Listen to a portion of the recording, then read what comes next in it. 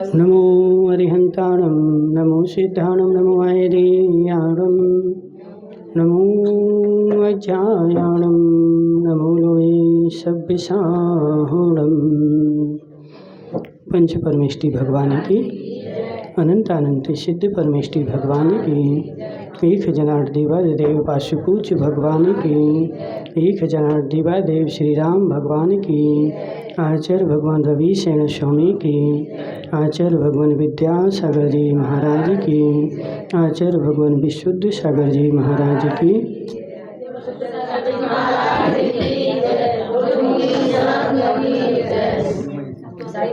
यहाँ पर अपना पद्म पुराण चल रहा है और जिसमें कल अपन देख रहे थे कि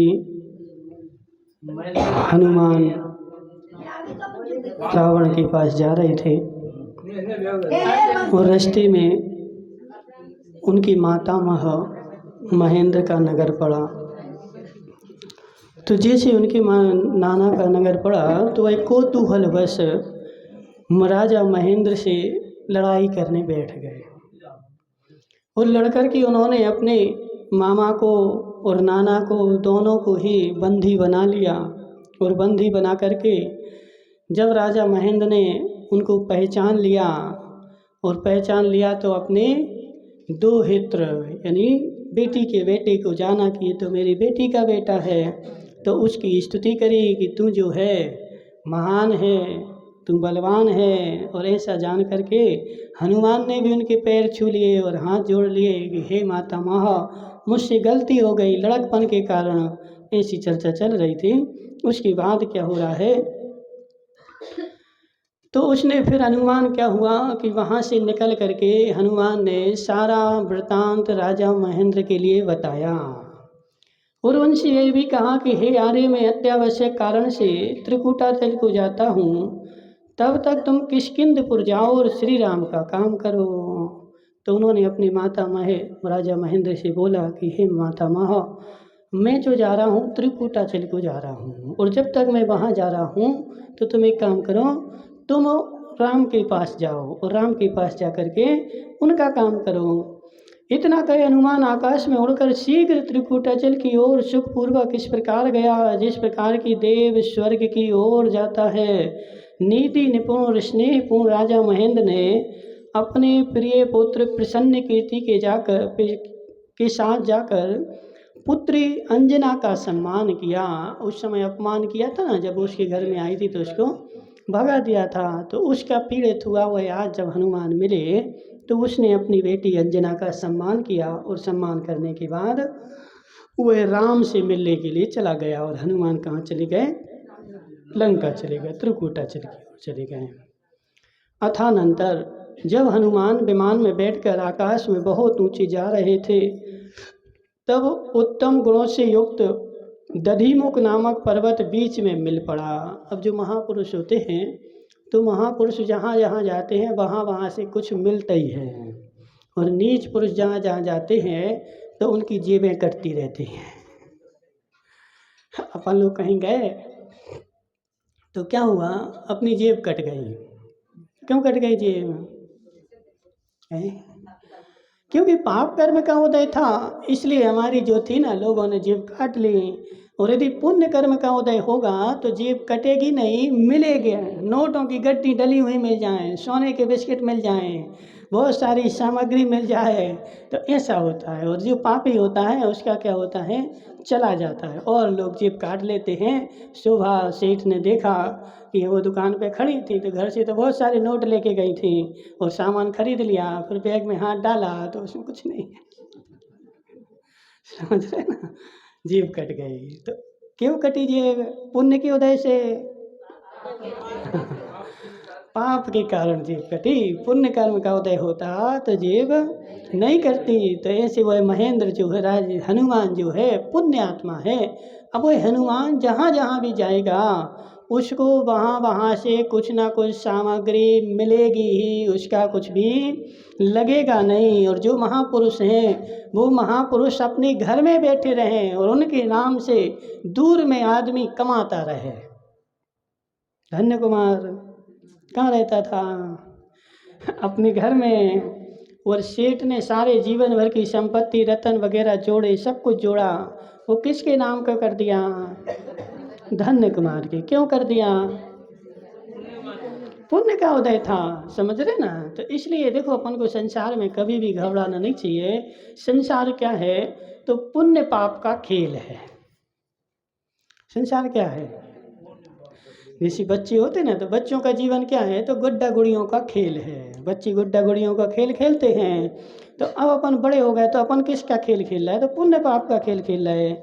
जिसका पुण्य है उसको अपनी इच्छा के अनुसार वस्तुएं मिल रही हैं, खुशी हो रहा है, और जिसका पाप है उसको नहीं मिल रही हैं तो दुखी हो रहा है, सुख दुख लगे हैं। पुण्य पाप का खेल, इसका नाम है जीवन।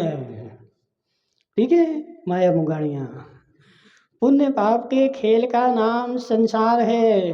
और जो पुण्य पाप से छूट करके ऊपर उठ जाता है और फिर खेल खेलता है, उसका नाम मोक्ष मार्गी है, मोक्ष है। और जो पुण्य पाप में रमा हुआ है वह जीव संसारी है। रोशन भाई को कुछ मन का हो गया तो खुशी हो गई, और नहीं हुआ तो दुख हो गया, दुखी हो गई। तो क्या है जी बताओ? पुण्य पाप का खेल है। तो पुण्य पाप के खेल का नाम संसार है। तो ये जो राम वगैरह हैं, हनुमान हैं, ये सब पुण्य आत्मा जीव हैं। कदाचित उनके कुछ पाप कर्म का उदय था इसलिए सीता चली गई, लेकिन वास्तव में है तो ये सब पुण्य आत्मा। तो अभी यहाँ पे दधिमुख द्वीप में हनुमान गए हैं, अभी इनको बहुत सारा यहाँ से भी कुछ मिलने वाला है, इनका कोई जेब काटता नहीं है। ठीक है। तो उस दधिमुख नामक नगर में जहाँ तहाँ स्फटिक के समान स्वच्छ जल से भरी हुई सीढ़ियों से सुशोभित तथा कमल तथा उत्पल आदि से आच्छादित वाटिकाएं सुशोभित हो रही थी। नगर से दूर चलकर एक महाभयंकर वन मिला जो बड़े बड़े तृणों, लताओं, बेलों, वृक्षों, कांटों से व्याप्त था। उस नगर के दूर जाकर के उन्होंने क्या देखा? एक महाभयंकर जंगल है। उस जंगल में लताएं, बेल, वृक्ष, कांटे सब कुछ है। ठीक है, सबसे व्याप्त है। वह वन सूखे वृक्षों से घिरा था, भयंकर जंगली पशुओं के शब्द से शब्दायमान था, भयंकर था, अत्यंत कठोर था, प्रचंड वायु से चंचल था, गिरे हुए बड़े बड़े वृक्षों के समूह से युक्त था। और उस वन में 2 चारण रिद्धिधारी मुनि 8 दिन का कठिन प्रतिमा योग लेकर के विराजमान थे उस जंगल में। चतुर्थ काल में ऐसे ही होता था, मुनिराज भयंकर जंगल में जा कर के और प्रतिमा योग वगैरह, आसन वगैरह लगा करके वहाँ बैठ जाते थे। भयंकर जंगल में जहाँ मनुष्यों का जाना भी दुर्लभ है। तो वह 2 चारण रिद्धिधारी मुनिराज 8 दिन का योग लेकर के, अब 8 दिन में योग करेंगे तो क्या करेंगे? ना तो सोएंगे ना खाएंगे, कुछ नहीं करेंगे। 8 दिन तक मतलब ऐसे हाथ लटका करके और वहीं जंगल में खड़े रहेंगे। इसके बीच में शेर आ जाए, बाघ आ जाए, रीछ आ जाए, कुछ आ जाए और खा जाए तो खा जाए, कोई टेंशन नहीं। समझ रहे ना जी? वो अपने जीवन की परीक्षण करते थे। तो 8 दिन के लिए 2 उस भयंकर जंगल में मुनिराज कठिन योग से विराजमान थे। उनकी भुजाएं नीचे लटक रही थी। उन मुनियों ने पाव कोश दूरी पर 3 कन्याएं, जिनके नेत्र अत्यंत मनोहर थे, जो शुक्ल वस्त्र से आच्छादित थे और जटाएं धारण कर रही थीं, ऐसी 3 शुद्ध हृदय को धारण करने वाली 3 कन्याएं भी विधि पूर्वक घोर तप कर रही थी।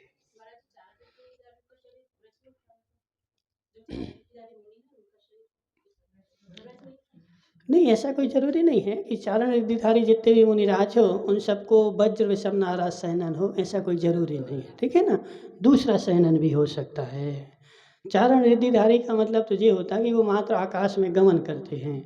अब जितने मुनिराज आकाश में गमन करते हैं वो सारे मुनिराज उसी भाव से मोक्ष जाएं, ऐसा कोई ज़रूरी नहीं है। ठीक है, तो ऐसा नियम है। तो वो तीनों 2 मुनिराज जंगल में घोर तप कर रहे थे और उसी जंगल में 3 स्त्रियां नहीं थी, कन्याएं थीं। 3 कन्याएं भी घोर घोर तप कर रही थी। तदनंतर हनुमान ने देखा कि दोनों मुनि महाअग्नि से ग्रस्त हो रहे हैं, और वृक्ष युगल के समान निरंतर खड़े हुए हैं, जिनका व्रत समाप्त नहीं हुआ था तथा जो लावण्य से युक्त थी, ऐसी वो तीनों कन्याएं भी निकलते हुए अत्यंत धूम से स्पष्ट हो रही थीं। उन्हें देख हनुमान के हृदय में उन सबके प्रति बड़ी आस्था उत्पन्न हुई। हनुमान ने देखा कि तीन कन्याएं हैं और इतना घोर तप कर रही हैं, और घोर तप करते करते भी उस जंगल में क्या है, अग्नि भी घोर लगी है, किसी ने अग्नि भी लगा दी है और उस अग्नि से तप्तायमान तप्त हो रहे हैं, लेकिन वो कन्याएं अपने ध्यान को छोड़ नहीं रही हैं, ऐसी वो खड़ी हैं। तो उनको देख करके हनुमान प्रभावित हो गए। भक्ति से भरे हनुमान ने शीघ्रता से समुद्र का जल खींच और मेघ हाथ में धारण किया और आकाश में ऊंचे जाकर अत्यधिक वर्षा करी। अब देखो कितना महान हनुमान है, उन्होंने अपनी विद्या के बल से समुद्र का पानी खींच लिया ऊपर, उनको बादल बना दिया और बादल बना करके अपने हाथ में धारण कर लिया और हाथ धारण करके वहाँ पर तीव्र बारिश प्रारंभ कर दी। अब तुम करवा सकते क्या? समुद्र का हमसे तो बाल्टी नहीं उठती पानी की, समझ रहे ना। और उन्होंने क्या किया, सीधा समुद्र का जल ही खींच लिया अपनी विद्या के बल से। अब सोच लो तुम, उनके पास कितने महापुरुष होंगे, कितनी शक्तियाँ होंगी और कितने बलवान होंगे कि सारे समुद्र का पानी खींच करके और ऊंचे आकाश में जा करके उन्होंने वर्षा प्रारंभ की। उस बरसे हुए जल से वह दावाग्नि उस प्रकार शांत हो गई जिस प्रकार की उत्पन्न हुआ महाक्रोध मुनि के क्षमा भाव से शांत हो जाता है। जैसे पानी बरसा तो अग्नि शांत हो गई, चारों तरफ अग्नि लगी थी, किसने लगाई, कैसे लगाई, अभी जी आगे बताएंगे, ठीक है। भक्ति से भरा हनुमान जब तक नाना प्रकार की पुष्पादि सामग्री से उन दोनों मुनियों की पूजा करता है, तब तक जिनके मनोरथ सिद्ध हो चुके थे, ऐसी वो तीनों कन्याएं मेरू पर्वत की प्रदक्षिणा देकर उनके पास चली गई। और जब हनुमान ने बारिश बरसाई और अग्नि बंद हो गई, तो अग्नि बंद होने के कारण उन्होंने क्या किया, हनुमान ने तीन कन्याओं को भी देखा और दो मुनिराजों को भी देखा। अब उसको जाना दोनों के पास है, लेकिन पहले कहाँ गया, मुनिराज के पास गया। अपन होते तो कहाँ जाते हैं,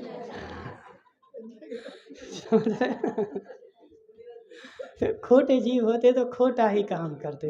अब महान जीव हैं तो महान जीव अपने साथ से ही होता है। अपन को कहीं जाना हो, इंदौर जाना हो, तो इंदौर में बगल में मंदिर था, बगल में अपना काम था, तो अपन पहले कहाँ जाएंगे, मंदिर में जिससे मिलने जाना, जबकि वो मंदिर के बगल में ही रहता है, तो अपन पहले किससे मिलेंगे, भगवान से या आदमी से? पहले हम क्या करेंगे, पहले काम करेंगे, काम वाले को ढूंढेंगे, फिर यदि समय बचा तो मंदिर जाएंगे, नहीं बचा तो कोई टेंशन नहीं, समझ रहे ना। यदि समय बचा रहा और भगवान वहाँ बैठे रहे, भगे नहीं वहाँ से, तो दर्शन कर लेंगे, और भग गए तो कोई टेंशन नहीं।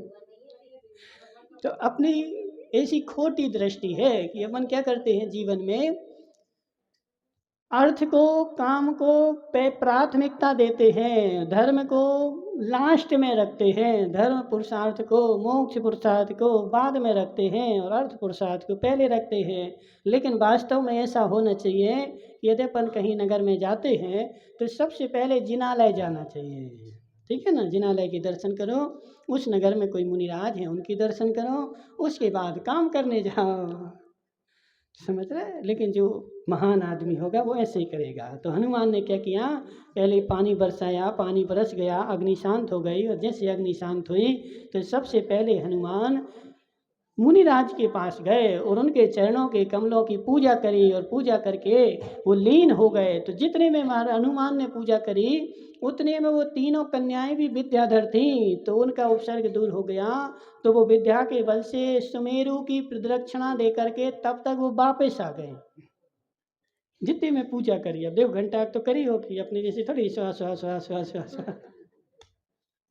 समझ रहे ना, पता ही नहीं चलेगी क्या बोल रहे हैं, फटाफट फटाफट। तो अच्छी बढ़िया पूजा करनी चाहिए। तो ऐसी हनुमान ने उन दोनों मुनिराजों की पूजा करी, क्या हो गया। और दोनों मुनिराजों की पूजा करी। इतने वो तीनों कन्याएं मेरु पर्वत की प्रदक्षिणा देकर उनके पास वापस आ गईं। उन्होंने ध्यान में तत्पर दोनों मुनियों को हनुमान के साथ साथ विनय पूर्वक नमस्कार किया तथा हनुमान की इस प्रकार प्रशंसा करे कि यहो तुम्हारी जिनेन्द्र देव में भक्ति है, जो शीघ्रता से कहीं अन्यत्र जाते हुए तुमने मुनियों के आश्रय से हम सबकी रक्षा करी। कि हे हनुमान, तुम्हारी मुनियों के प्रति भक्ति है, तो तुमने क्या किया कि मुनिराज की रक्षा करी। कि इस जंगल में जो अग्नि लगी थी तो उस अग्नि में मुनिराज जल जाते, तो तुम्हें मुनिराज के प्रति भक्ति थी, तुमने पानी बरसाया और पानी बरसाया तो मुनिराज की शरीर बच गया। तुम्हें मुनिराज के प्रति भक्ति थी। ऐसा नहीं बोला कि हमारे प्रति भक्ति थी। किसके प्रति थी? मुनिराज के प्रति थी। हमारे निमित्त से यह महाउपद्रव उत्पन्न हुआ था, सो मुनियों को भी रंज मात्र भी प्राप्त नहीं हो पाया। अहो हमारी भवितव्यता धन्य है। ये जो अग्नि लगाई गई थी वो हमें उपद्रव देने के लिए लगाई गई थी। मुनिराज तो बाद में आ गए और थोड़े दिन तुम नहीं आते तो मुनिराज का शरीर भी भस्म हो जाता, लेकिन हमारी भवितव्यता अच्छी थी कि उस मुनिराज भस्म होने के पहले ही तुम आ गए। ठीक है। अथानंतर पवित्र हृदय के धारक हनुमान ने उनसे इस प्रकार पूछा कि इस अत्यंत भयंकर निर्जर वन में आप लोग कौन हो? चलो मुनिराज तो हैं तो कोई दिक्कत नहीं, वो तो संसार से भयभीत है इसलिए जंगल में रह रहे हैं, लेकिन तुम तो तीनों कन्याएं हैं, तो तुम यहाँ क्या कर रही हो? कहाँ से आई हो? ये तो बताओ पहले। उन कन्याओं में ज्येष्ठ कन्या थी, वह कहने लगी, हम तीनों दधिमुख नगर के राजा गंधर्व की अमरा नामक रानी से उत्पन्न पुत्रियां हैं। राजा की पुत्रियां हैं, कोई गरीब की नहीं कि जंगलों में भटक रही तो कौन होगी? तो आदिवासी होंगी। ठीक है, आदिवासी नहीं है, राजा की पुत्रियां हैं। इनमें से प्रथम कन्या चंद्रलेख, दूसरी विद्युत प्रभा और तीसरी का नाम है तरंगमाला। हम सभी अपने समस्त कुल के लिए अत्यंत प्यारी हैं, और ऐसा भी नहीं कि हमें कुल में कोई प्यार नहीं करता हो सो हम इसलिए जंगल में बैठे, नहीं, हम कुल के लिए प्यारे भी हैं। इस संसार में अपने कुल रूपी कमलों को विकसित करने के लिए सूर्य के समान विजयार्थ आदि स्थानों में उत्पन्न हुए जितने कुछ विद्याधर कुमार हैं, वे सब लोगों के अत्यंत इच्छुक हो कहीं भी सुख नहीं पा रहे हैं, और हमारे रूप को देख करके इस विजयार्थ पर्वत पर जितने विद्याधर हैं वो सब क्या कर रहे हैं? सुख नहीं पा रहे हैं। उन कुमारों में अंगारक नामक दुष्ट कुमार विशेष रूप से संताप को प्राप्त है, और एक कुमार का नाम है क्या? अंगारक, वह विशेष रूप से संताप को प्राप्त हुआ है। और किसी दिन हमारे पिता ने अष्टांग निमित्त के ज्ञाता मुनिराज से पूछा था कि हे भगवान, मेरी पुत्रियां किन स्थानों में जावेगी? तो अष्टांग उस समय में क्या होता था ना, अष्टांग निमित्त के धारक मुनिराज होते थे, अवधि ज्ञान के धारक मुनिराज होते थे, मन पर्याय ज्ञान के धारक मुनिराज होते थे। अपन को कोई समस्या हो, कोई भविष्य पूछना हो तो मुनिराज के पास चले जाओ और पूछ लो। तो उनके जो राजा है ना, राजा ने पूछा था कि हमारी तीनों कन्याओं का पति कौन होगा, एक किसको बरी जाएंगी? तो इसके उत्तर में मुनिराज ने कहा था, जो युद्ध में साहस गति को मारेगा वह कुछ ही दिनों में इनका भर्ता होगा। इनका भर्ता कौन होगा? भर्ता जानते हो? पति। इसलिए कहने का आशय क्या है कि मुनिराज ने बोला कि जो साहस गति को मारेगा वह इन तीनों का भर्ता होगा। तदनंतर अमोघ वचन के धारक मुनिराज का यह वचन सुनकर हमारे पिता मुख से मंद हास्य युक्त करते हुए विचार करने लगे कि यहो संसार में इंद्र के समान ऐसा कौन सा पुरुष होगा जो विजयार्थ पर्वत की उत्तर श्रेणी में श्रेष्ठ साहस गति को मार सकेगा। इस पृथ्वी पर शायद ही कोई ऐसा आदमी होगा जो साहस गति को मार सके, क्योंकि साहस गति जो है वो इंद्र के समान बलवान है। तो एक बार तो उनके हृदय पर ठेस लगी कि ऐसा व्यक्ति तो कोई होगा ही नहीं, और ऐसा व्यक्ति नहीं होगा तो हमारी कन्याएं तो जीवन भर कुंवारी रह जाएंगी, इनको भर्ता कोई मिलेगा ही नहीं।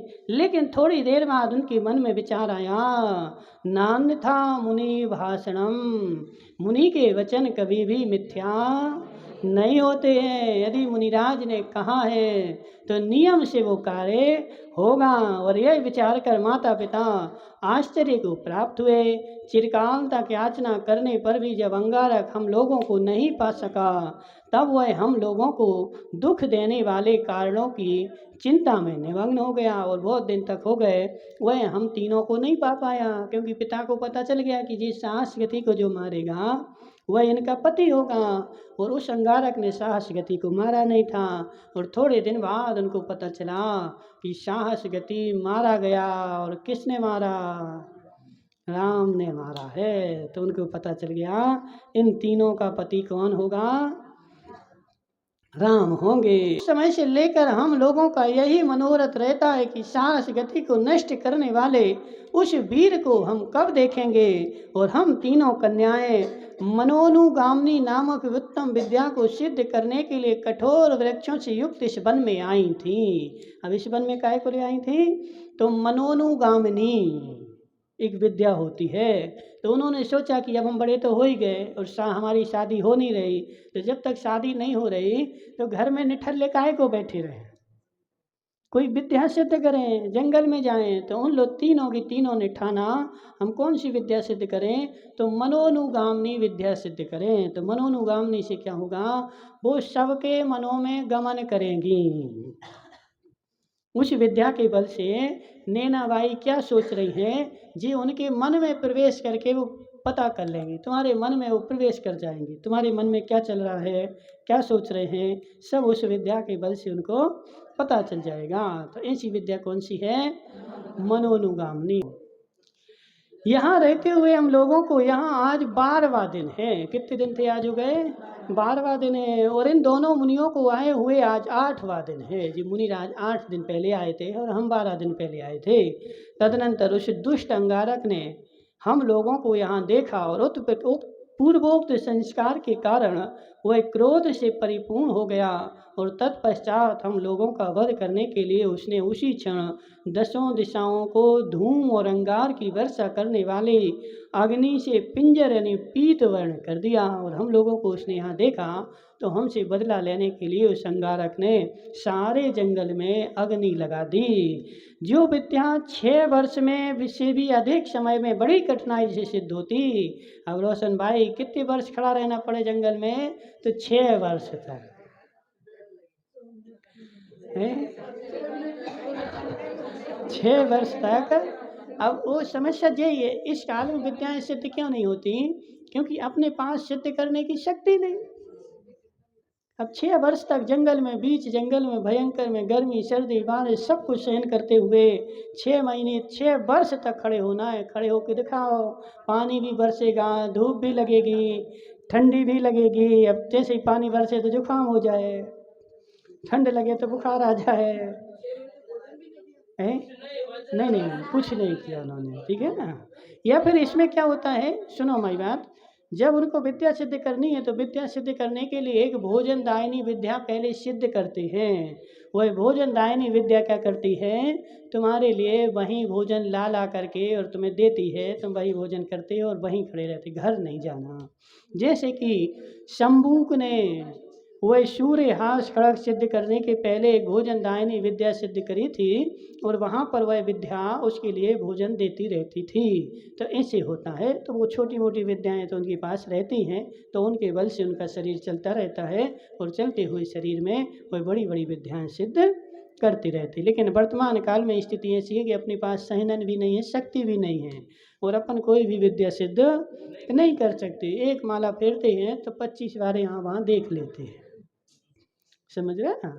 तो कैसे विद्याएं सिद्ध हो? इसी के कारण इस काल में विद्याएं सिद्ध नहीं होती। विद्याएं सिद्ध करने के लिए ध्यान और एकाग्रता निश्चल चाहिए, और 1-2 दिन की नहीं, वर्षों का ध्यान, वर्षों की निश्चलता स्थिर हो, जब जाकर के विद्या सिद्ध हो। तो वह विद्या कितने दिन में सिद्ध होती थी? कुछ अधिक 6 महीनों में सिद्ध होती थी। लेकिन उस अंगारक ने इस जंगल में अग्नि लगा दी और अग्नि लगा करके पूरा जंगल जला डाला। तो जो विद्या 6 वर्ष से अधिक समय में बड़ी कठिनाई से सिद्ध होती थी, वह विद्या उपसर्ग का निमित्त पाकर आज ही सिद्ध हो गई। और जब हमारे ऊपर इतना बड़ा घोर उपसर्ग आया कि चारों तरफ ही अग्नि लग गई, और उस अग्नि से हम जो थे जलने ही वाले थे, लेकिन अपने ध्यान को नहीं छोड़ा। इतना कठिन ध्यान लगे तो मोक्ष हो। रोशन भाई, मोक्ष जाना है? जाना तो है, लेकिन फिर कभी समझ रहे हैं? अभी नहीं, कब फिर कभी जाएंगे, अभी तो नहीं होने वाला है। ठीक है। हे महाभाग, यदि इस आपत्ति के समय आप यहाँ नहीं होते तो निश्चित ही हम सब लोग दोनों मुनियों के साथ यहाँ वन में जल गए होते। तो हे हनुमान, यदि तुम यहाँ नहीं आए होते तो क्या होता? इस अग्नि में हम भी जल जाते और मुनिराज भी जल जाते।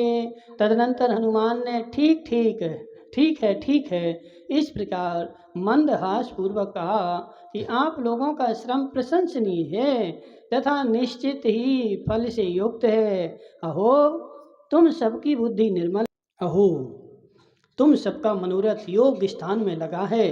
तुम्हारी उत्तम होनहार थी जिससे यह विद्या सिद्ध की। तत्पश्चात हनुमान ने राम के आगमन से लेकर अपने यहाँ तक रुकने तक का सारा वृतांत उनको क्रम पूर्वक बता दिया। हनुमान को सब कुछ पता था, तो उन कन्याओं को सब बता दिया कि राम यहाँ आ चुके हैं, यहाँ ठहरे हैं, साहकृति को ने मार दिया है। तो जैसे ही तदनंतर समाचार सुनकर महातेजस्वी गंधर्व राजा अपनी अमरा नाम की रानी और अनुचरों के साथ तुरंत वहाँ आ गया। जब उन कन्याओं के पिता को पता चला कि हमारी कन्याओं को विद्या सिद्ध हो गई और कोई महापुरुष आकर तो बचाया है, तो वह राजा अपनी सारी रानियाँ और सारा वैभव लेकर के वहाँ पर आ गया।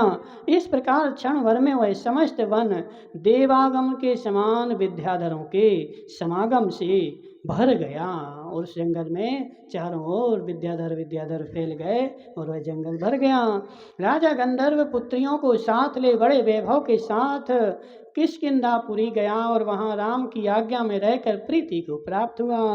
राम की उनका दामाद बनना है, तीनों पुत्रियों को ले गया और वहाँ पर किष्किंधापुरी में और तीनों पुत्रियों को राम को सौंप दिया। देखो मिल गई कि नहीं मिल गई? कितनी तुम लोग तो ढूंढते रहो, एक आध मिल जाए, लेकिन एक नहीं मिला है। उनके लिए, राम के लिए 3 मिल गई। और क्या बोला? वहाँ राम की आज्ञा में रहकर प्रीति को प्राप्त हुआ। उसने असीम सौभाग्य के धारक तथा परम विभूति से युक्त तीनों उत्कृष्ट कन्याएं शांत चेष्टा के धारक राम के लिए समर्पित कर दी। सुराम इन कन्याओं से तथा अन्य विभूतियों से यद्यपि सेव्यमान रहते थे, फिर भी सीता को ना देखते हुए वे 10 दिशाओं को शून्य मानते थे। फिर भी 30 स्त्रियाँ मिल गईं, लेकिन उनको कौन चाहिए? तो सीता ही चाहिए। तो सीता के लिए वो शून्य रहते थे। तो गौतम स्वामी कहते हैं कि यद्यपि समस्त भूमि गुणों से सहित शुभ चेष्टाओं के धारक तथा अतिशय सुंदर मनुष्यों से अलंकृत रहे, तो भी मन में वास करने वाले मनुष्य के बिना यह भूमि गहन वन के तुल्य धारण करती है। सारी पृथ्वी पर सब कुछ हो, सब कुछ फूल खिले हो, खाने पीने को भी हो, घर में सारे ऐश आराम के सामान हो, लेकिन जो वस्तु मन में बैठी है वो नहीं मिले तो सब कुछ फीका लगता है। और बाहर में कुछ भी नहीं हो और अंदर के मन की वस्तु मिल जाए तो बाहर की सारी वस्तुएं आनंद देती हैं। लेकिन बाहर में बहुत सारा मिल जाए, लेकिन तुम्हारे मन में जो बैठा है वो ना मिले तो सारी वस्तुएं फीकी हैं। तो इस प्रकार यहाँ पर बता रहे कि पूर्वोपार्जित तथा तीव्र रूप से बंध को प्राप्त हुए उत्कट कर्म से यह जीव परम रति को प्राप्त होता है और उस रति के कारण यह संसार अपने अधीन रहता है तथा कर्म रूपी सूर्य से प्रकाशमान होता है। अथानंतर राम का वर्णन हो गया। राम को 3 पुत्री स्त्रियां और मिल गई। को क्या मिला? तो अभी हनुमान को भी मिलेंगी। देखो चलो, तो अथानंतर प्रताप से सहित महाबलवान हनुमान त्रिकूटाचल के सम्मुख इस प्रकार चला जिस प्रकार सुमेरु के सम्मुख सोम चलता है। तदनंतर आकाश में चलते हुए हनुमान की सेना देखकर अचानक रुक कर किसी बड़े धनुष के समान हो गई। आकाश में चलती चलती सेना और अपने आप रुक गई। किसने रोका? तो रुक गई। ऐसा जान पड़ता था मानो कुटिल मेघों का समूह ही हो। यह देख हनुमान ने कहा, मेरी सेना की गति किसने रोकी? हो शीघ्र ही मालूम करो कि यह किसकी चेष्टा है। क्या यहाँ असुरों का इंद्र चमर है, अथवा इंद्र है, या शिखंडी है, अथवा कोई इनमें से यहाँ एक का होना उचित नहीं जान पड़ता है। तीन तो यहाँ नहीं हो सकते, किंतु हो सकता है इस पर्वत के शिखर पर जिनेंद्र भगवान की प्रतिमा हो, अथवा कोई ऐश्वर्यशाली चरम शरीरी मुनिराज विराजमान हो। तो चरम शरीरी मुनिराज जिस स्थान पर विराजमान हो जाते हैं और घोर तप करते हैं, उसके ऊपर से यदि कोई आदमी जा रहा हो तो रुक जाता है। उनके तप का बल है। यदि कोई आकृतिम चैत्यालय कहीं विराजमान हो और अतिशयकारी जिनालय विराजमान हो, उसके ऊपर से यदि कोई जाएगा तो वो रुक जाएगा। लेकिन आज के समय में नहीं होता है, ठीक है। पहले जी सारे अतिशय होते थे। तो ऐसा हनुमान सोच रहे कि मेरे इस सेना को कौन है जिसने रोक दिया है। तो कोई मुनिराज हैं कि इंद्र है, चमर है, कौन है, पता करो। तदनंतर हनुमान के वितर्कपूर्ण वचन सुनकर पृथुमती मंत्री ने यह वचन कहे कि हे महाउन्नतिमान श्रीशैल, तुम शीघ्र ही यहाँ से लौट जाओ। तुम्हें इससे क्या प्रयोजन? यह आगे क्रूर यंत्रों से युक्त मायामयी कोट जान पड़ता है। हनुमान लंका के पास पहुँच गए थे और विभीषण ने वहाँ कोट बना दिया था। समझ रहे ना? मायामयी पूरा कोट बना था, जो कोट दिखता नहीं था, लेकिन उस कोट को कोई पार नहीं कर सकता था। ऐसा कोट वहाँ पर बनाया गया था। उस कोट के कारण सारी सेना उनकी वहाँ रुक गई। तत्पश्चात कमल लोचन हनुमान ने स्वयं दृष्टि डालकर उक्त मायामयी महाकोट को देखा। अब जब उन्हें पता चला कि यहाँ तो कोट बना है, तो सामान्य आँखों से तो नहीं दिखता है, विद्या के बल से उन्होंने उस कोट को देखा। और वह कोट व्रत स्त्री के समान, मन के समान दुष्प्रवेश था। यानी उसमें प्रवेश करना किसी के लिए शक्य नहीं था। इतना मजबूत था, कठोर था, अनेक आकार के मुखों से सहित था, भयंकर पुतलियों से युक्त था, सबको भक्षण करने वाला था, देदीप्यमान था, देवों के द्वारा भी दुर्गम था। और उस कोट में के पास जाता है वह फिर इस तरह लौट करके नहीं आता जिस प्रकार सांप के मुख में गया हुआ मेंढक। तो आचार्य क्या बोल रहे हैं? इस कोट में जो भी प्रवेश करता है वो इसी तरह वापस नहीं आता। जैसे अजगर के मुंह, अजगर का जब सोता है ना तो मुंह खुल जाता है, तो मेंढक फुदकते फुदकते फुदकते फुदकते उसके मुंह में घुस जाते हैं, और जैसे ही घुसते हैं तो फिर लौट करके नहीं आते। तो ऐसे उस कोट में जो भी आदमी घुसता है वह लौट करके नहीं आता है। उसे देख हनुमान ने विचार किया कि यहो मायामयी कोट का निर्माण करने वाले रावण ने अपनी पहले की सरलता छोड़ दी है। रावण बदल गया है, पहले बिल्कुल सरल था लेकिन अब कुटिल हो गया। मैं विद्या बल से बलिष्ठ इस यंत्र को उखाड़ता हुआ इसके मान को इस तरह उखाड़ फेंकता हूँ जिस तरह ध्यानी मनुष्य मोह को उखाड़ फेंकता है। मैं एक क्षण में क्या करता हूँ, इस कोट को अभी उखाड़ के फेंक देता हूँ। तदनंतर बुद्धिमान हनुमान ने युद्ध में मन लगाकर अर्थात युद्ध का विचार कर अपनी गरजती हुई समुद्राकार सेना को दो संकेत देकर आकाश में खड़ा कर दिया कि सारी सेना तुम यहाँ खड़ी रहना, पहले हम जाकर के उसको तोड़ते हैं। और उसने स्वयं विद्यामय कवच धारण कर तथा गदा हाथ में ले पुतली के मुख में उस तरह घुस गया जिस तरह राहु के मुख में सूर्य घुस जाता है। तो हनुमान वो पुतली आकार के गेट भी बने हुए थे उसमें प्रवेश करने के लिए। क्यों? क्योंकि जो अंदर के राक्षस है ना, वो कहीं जाएंगे तो निकलेंगे और प्रवेश भी करेंगे, तो कोट को कहीं से तो तोड़ नहीं सकते, कहाँ से घुसेंगे? तो जो मुखा द्वार बने थे उसमें, तो उसी में हनुमान घुस गया। और घुस करके चारों ओर से हड्डियों से आवृत उस पुतली को उदर रूपी गुहा से अपने सिंह की भांति विद्यामयी तीक्ष्ण नखों के द्वारा अच्छी तरह चीर डाला और उसमें घुस करके वो हड्डी वगैरह थी तो हनुमान ने सबको चीर डाला। जिस प्रकार की ध्यानी मनुष्य अतिशय निर्मल भावों से घातिया कर्मों की स्थिति को चूर चूर कर डालता है, तदनंतर भंग को प्राप्त होती हुई आशालिक विद्या का नील मेघों के समान भयंकर चट चट शब्द हुआ। और वह विद्या थी तो वह जैसी टूटा तो उस विद्या का चट चट शब्द हो गया। उस शब्द से अतीत चंचल मायामय कोट इस प्रकार नष्ट हो गया जिस प्रकार जिनेन्द्र भगवान की स्तुति से पाप कर्मों का समूह नष्ट हो जाता है। जिनेन्द्र भगवान की स्तुति करोगे तो पाप कर्मों का समूह नष्ट हो जाएगा। तो ऐसे हनुमान के घुसने से वह पाप मायामय कोट सारा नाश को प्राप्त हो गया। तदनंतर प्रलय काल के मेघ के समान उन्नत शब्द को सुनकर तथा यंत्रमय कोट को नष्ट होता देख कोट की रक्षा का अधिकारी वज्रमुख नाम का राजा कुपित हो गया। जैसे ही कोट टूटा तो कोट की रक्षा करने के लिए एक राजा को वहाँ पर नियुक्त किया गया था। क्या नाम था राजा का? वज्रमुख। क्योंकि वो कोट भी जो बना था मायामयी था, तो जो मायामयी राजा वगैरह थे ना उनको वहाँ बैठा रखा था। तुम यहाँ देखना बैठ करके, कोई अंदर प्रवेश नहीं करे, कोई तोड़ने की चेष्टा नहीं करे। हनुमान ने तोड़ डाला, तोड़ा तो भयंकर शब्द हुआ। वह राजा भयंकर उठ पड़ा कि कौन तोड़ रहा है, और आकर के हनुमान को उसने सम्मुख देखा और नाना प्रकार के वाहन और शस्त्रों से सहित प्रचंड योद्धा युद्ध करने के लिए युद्ध हुआ। और वो सारे के सारे जो बैठे थे वो हनुमान से युद्ध करने के लिए प्रवृत्त हो गए। और इधर वज्रमुख की प्रबल सेना को युद्ध के लिए उद्यत देख परम क्षोभ को प्राप्त हुई हनुमान की सेना भी युद्ध के लिए उद्यत हो गई। तो वज्रमुख और हनुमान का क्या हो रहा है? युद्ध हो रहा है। देखो बार बार युद्ध हो रहे हैं, ठीक है। तुम लोगों के घर पे होते कि नहीं होते? नहीं होती, बहुत अच्छी बात है, करना भी नहीं, ठीक है।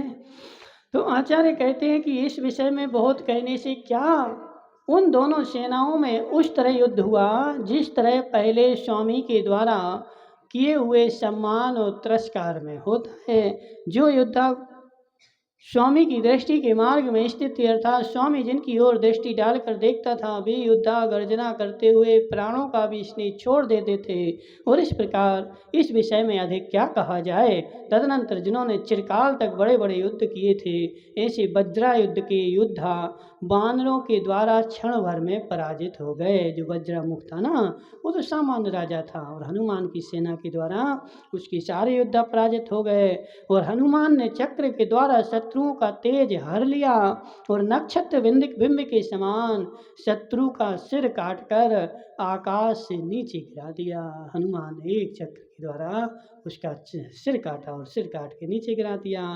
युद्ध में पिता का वध देख करके, युद्ध में पिता वध हो गया किसका?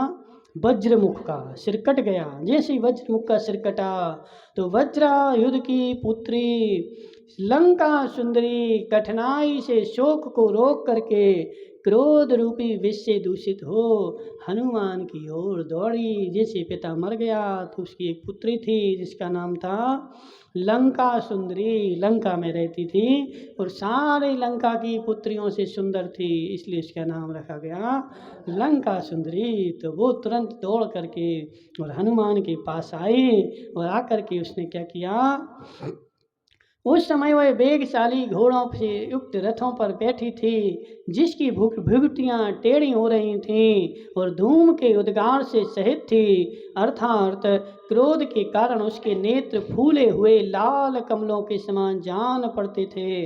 वह देखने में सुंदर थी तथा अपनी प्रशंसा कर रही थी। इस तरह धनुष पर बाण चढ़ाकर और दौड़ी और बोली कि अरे श्रीशैल, मैंने तुझे देख लिया, यदि तुझ में कुछ शक्ति है तो मेरे सामने खड़ा रहे।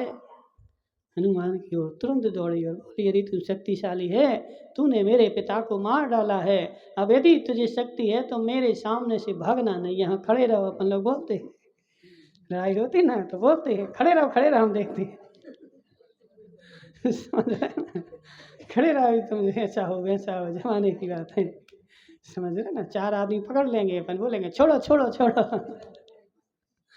तो ऐसे वह भी कुपित हो गई और कुपित होकर के रावण से बोल रही है, आज कुपित हुआ विद्याधरों का राजा, आज कुपित हुआ विद्याधरों का राजा रावण, तेरा जो कुछ करेगा सुरे नीच वही मैं तेरे लिए करती हूँ। यह मैं तुझ पापी को यमराज के घर अभी भेजती हूँ। तू दिग दिग भ्रांत की तरह आज इस अनिष्ट स्थान में आ पड़ा है। और वेग से आती हुई लंका सुंदरी का छत्र जब तक हनुमान ने नीचे गिराया तब तक उसने एक बाण छोड़कर हनुमान के धनुष के 2 टुकड़े कर दिए। हनुमान ने एक बाण छोड़ा, उसका जो छत्र था ना ऊपर, वो छत्र टूट गया।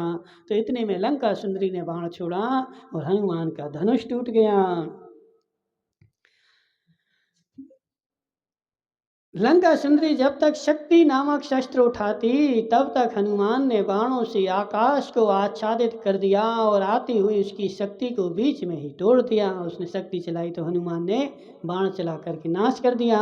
विद्या बल से गंभीर लंका सुंदरी ने हनुमान के हिमालय के समान ऊंचे रथ पर वज्र दंड के समान बाण, परशु, कुंड, चक्र, कृधनी, मूसल, शिला इस प्रकार बरसाए कि उत्पात के समय उच्च मेघ वाला नाना प्रकार के जल बरसाती है। जब आकाश में उत्पात होता है, महाभयंकर पानी गिरता है, तो जैसे आकाश से पानी बरसता है ऐसे उस लंका सुंदरी ने बहुत सारे बाणों को, हथियारों को बरसाया। उसके पूर्ण वेग से छोड़े हुए नाना प्रकार के शस्त्र समूह से तेजस्वी हनुमान उस प्रकार आच्छादित हो गया जिस प्रकार की मेघों से आषाढ़ का सूर्य आच्छादित हो जाता है। आषाढ़ के समय सूर्य नहीं दिखता है, ऐसे हनुमान भी उसके द्वारा छोड़े हुए हथियारों से आच्छादित हो गया।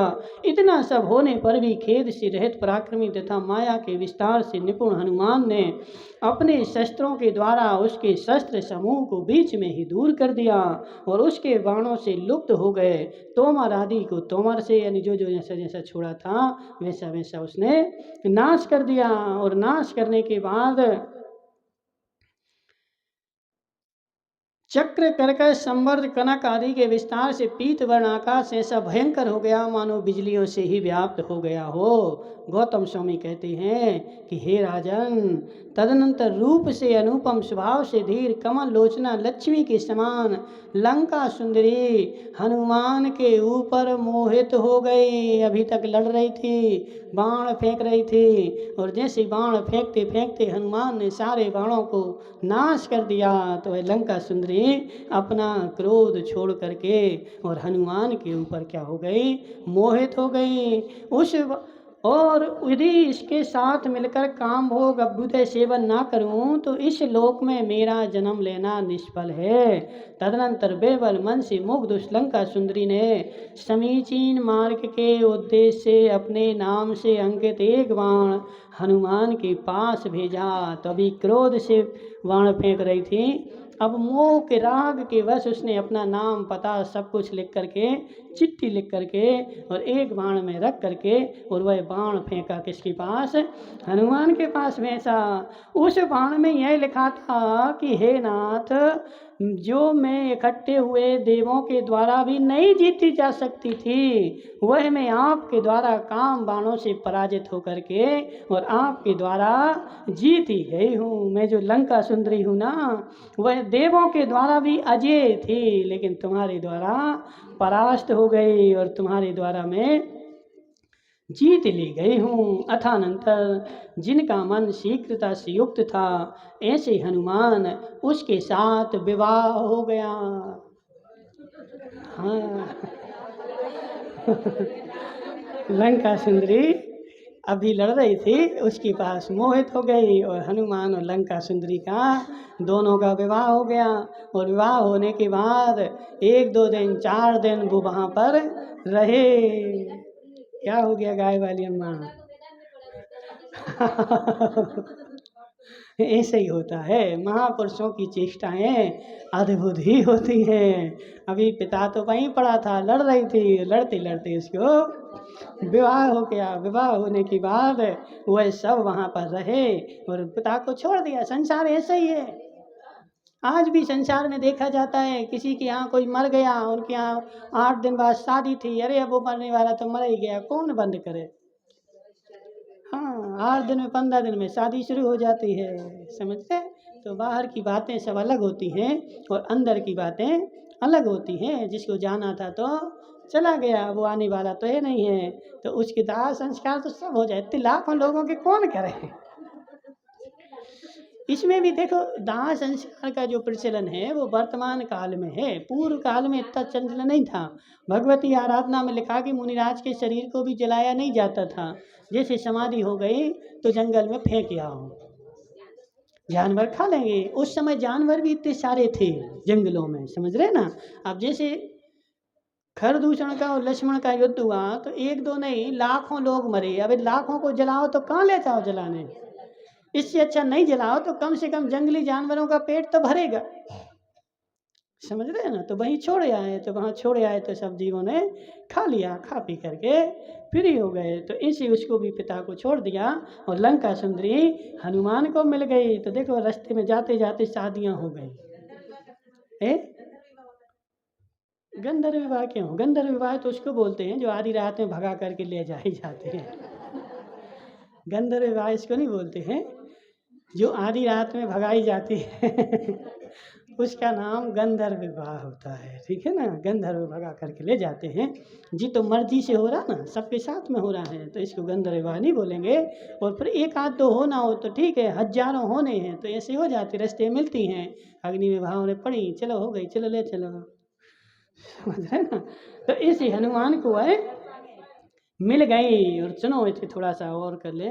अथानंतर जिनका मन शीघ्रता से युक्त था, ऐसे हनुमान को जाने के लिए उत्तर देख प्रेम से भरी लंका सुंदरी ने एकांत में उससे पूछा कि हे नाथ, आप रावण के दुष्य परिक्रम की बात सुन चुके हैं और स्वयं नाना अपराधों से परिपूर्ण हैं, फिर किस लिए लंका में जाने के लिए उद्यत हैं? तो कहो, तुम्हें रावण की शक्ति का पता है और रावण क्रोधी है, ये भी तुम्हें पता है, और तुमने बहुत सारे उदंड भी किए, ये भी तुम्हें पता है, तो अब तुम लंका में क्यों जा रहे? रावण के पास जाने के लिए क्यों उत्तेजित हो रहे? तो इसके उत्तर में हनुमान ने उससे सब वृत्तांत कहा और यह बताया कि प्रत्युपकार का करता हुआ बंधुजनों के द्वारा अनुमोदित है। हे भद्रे, राक्षसों का इंद्र रावण सीता को हर ले गया है, सो उसके साथ राम का समागम मुझे अवश्य कराना है। यह सुन लंका सुंदरी ने कहा कि रावण के साथ आपका जो पुराना सौहार्द था वह नष्ट हो चुका है। जो तुम्हारा सौहार्द मतलब तुम्हारी जो पुरानी प्रीति थी ना रावण के साथ, वो तुम्हारी नष्ट हो चुकी है। और जिस प्रकार नेत्र के नष्ट हो जाने से दीप की शिखा नष्ट हो जाती है, उसी प्रकार आपके प्रति श्रद्धा के नष्ट हो जाने से रावण का सौहार्द नष्ट हो गया है। एक समय था जब आप मार्गों की शोभा से युक्त एवं ध्वजाओं की पंक्ति से अलंकृत लंका में बड़े आदर से प्रवेश करते थे, और आज जो है रावण आप पर क्रोध ग्रहण करेगा, इसमें कोई भी संशय नहीं है। अतः जिस समय देश और काल की उत्तम शुद्धि अनुकूलता प्राप्त हो तथा रावण का हृदय शुभ्र एवं व्यग्रता से रहित हो, उस समय उनका साक्षात्कार करना योग है। तो हे हनुमान, तुम रावण के पास कब जाना? जब रावण शांति से बैठा हो और प्रसन्न हो सकता है तुम्हारी बात सुन ले। अभी तो वो क्रोध में है, तो देख करके जाना, हमेशा से नहीं जाना, ठीक है।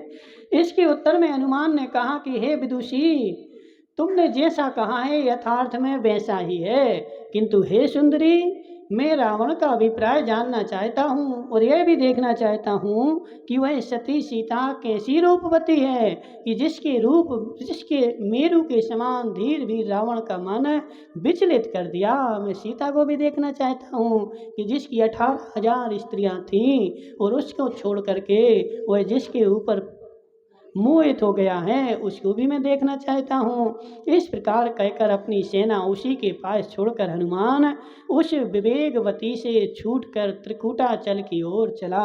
अपनी सेना उसने लंका सुंदरी के राज्य में छोड़ दी। अब हनुमान अकेला जा रहा है। तो गौतम स्वामी कहते हैं कि हे राजन, इस संसार में यह परम आश्चर्य की बात है कि प्राणी एक रस को छोड़कर उसी क्षण विशुद्ध रूप को धारण करने वाले दूसरे रस को प्राप्त होता है। हम नहीं कह रहे, गौतम स्वामी कह रहे, संसार की कितनी बड़ी आश्चर्य है कि कहाँ तो वो लंका सुंदरी अपने पिता के मरण का क्रोध में भरी हुई लड़ रही थी और कहाँ उस लंका सुंदरी ने शादी कर ली। उसी के साथ जिसने उसके पिता को मारा। तो ये संसार की बेबलता कैसी है कि प्राणी एक रस को छोड़ करके तुरंत ही दूसरे रस को प्राप्त हो जाता है। सो इस संसार में यह प्राणियों के कर्म की ही अद्भुत चेष्टा है। जिस प्रकार सूर्य की गति कभी दक्षिण दिशा की ओर होती है और कभी उत्तर दिशा की ओर, उसी प्रकार प्राणियों के शरीर से संबंध रखने वाला यह सब व्यवहार कर्म की चेष्टा के अनुसार कभी इस रस रूप होता है और कभी उस रस रूप होता है। इस प्रकार गौतम स्वामी ने बताया। और हनुमान जो है लंका की ओर चले गए हैं। अब क्या होता है, लंका में प्रवेश करेंगे, कौन कौन मिलता है, कैसा क्या होता है, देखेंगे आगे। ओम नमः सिद्धेभ्याम।